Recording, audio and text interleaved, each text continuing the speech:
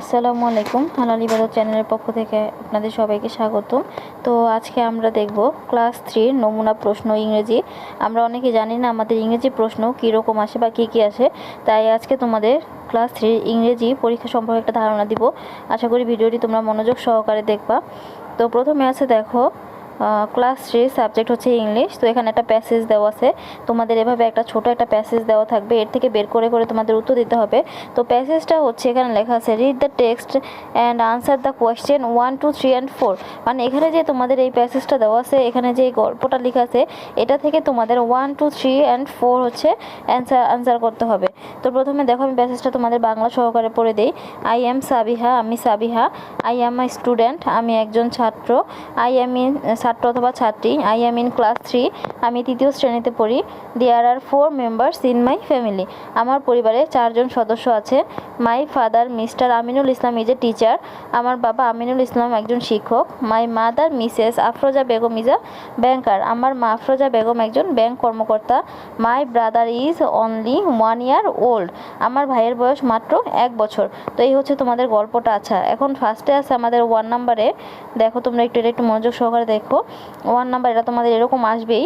প্রথমে আছে 1 number, choose the correct answer from the alternatives, right only the answer on the answer paper.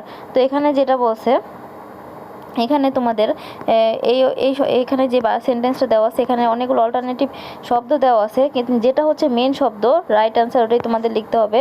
তো প্রথমে আছে A number, mister Aminul Islam is A number officer, B ও teacher, C banker, D doctor দেওয়া আছে। তো আমরা গল্পে পড়েছিলাম যে আমিনুল ইসলাম একজন টিচার, তাহলে এটা হবে টিচার। এরপর বি নাম্বারে দেওয়া আছে দেখো, Sabiha is in class, Sabiha কোন শ্রেণীতে পড়ে? আমরা জানি সাবিহা ক্লাস 3তে পড়ে, এই যে 3, এটার অ্যান্সার হবে 3। এরপর সি নাম্বারে আছে শি হ্যাজ এ, তার কি আছে, ভাই না বোন?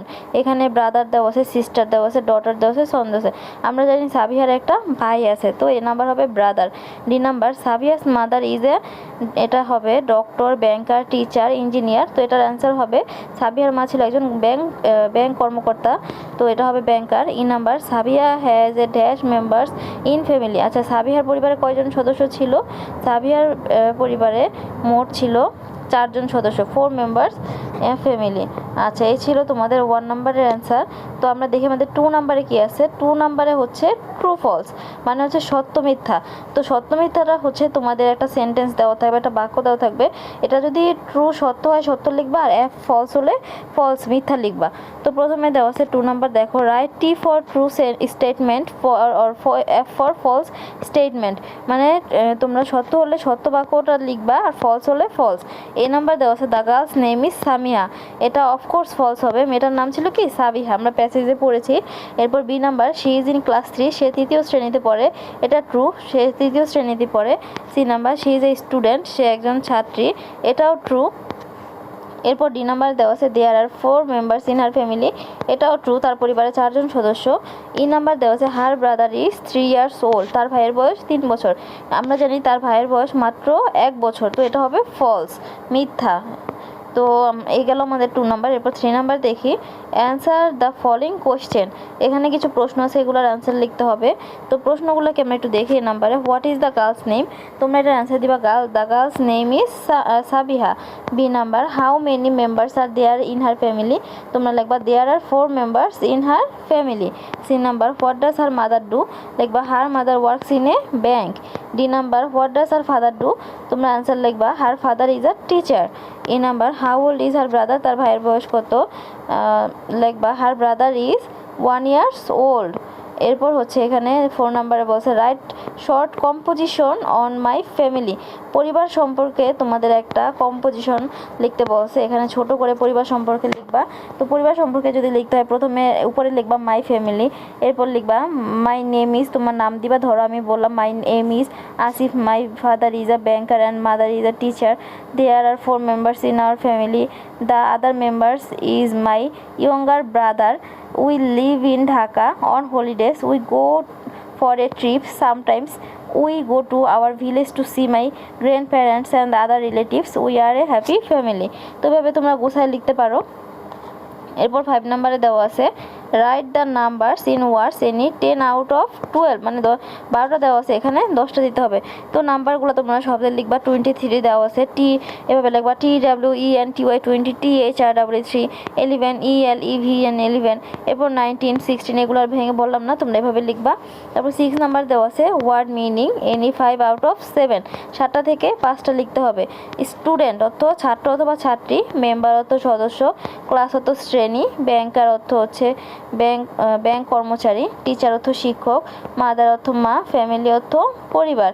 এই হলো তোমাদের ওয়ার্ড মিনিং। এরপর 7 নাম্বার দেওয়া আছে মেক সেন্টেন্স। তো মেক সেন্টেন্স অর্থ হচ্ছে বাক্য গঠন। তো বাক্য গঠন লিখবা মাদার সম্পর্কে লিখবা my mother is a banker, father লিখবা my father is a teacher, brother সম্পর্কে লিখবা brother I have one brother, আমার একটি ভাই আছে। ফ্যামিলি সম্পর্কে যদি লিখতে বলো লিখবা I love my family very much.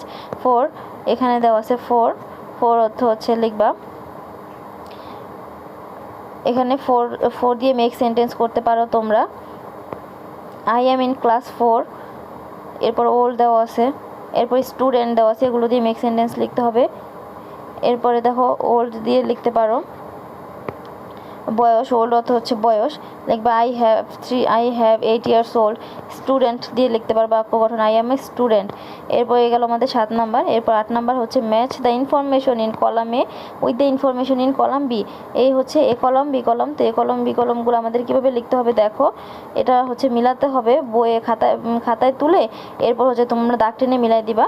তো আমি মিলাই দিচ্ছি সাবিহা ইজ এ স্টুডেন্ট, আচ্ছা এটা না, আচ্ছা সাবিহা ইজ এ স্টুডেন্ট, এটা হবে এভাবে। হার ফাদার তার বাবা কি, তার বাবা হচ্ছে teacher. Her mother is works in a bank. এবার her brother is 1 year old.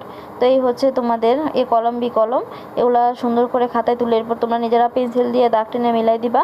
তো এই হচ্ছে তোমাদের নমুনা প্রশ্ন। আশা করি ভিডিওটি তোমাদের ভালো লেগেছে। ভালো লেগে থাকলে অবশ্যই লাইক কমেন্ট অ্যান্ড শেয়ার করবা, আর চ্যানেলটি সাবস্ক্রাইব করে দিবা এরকম আরও নতুন নতুন ভিডিও পাওয়ার জন্য।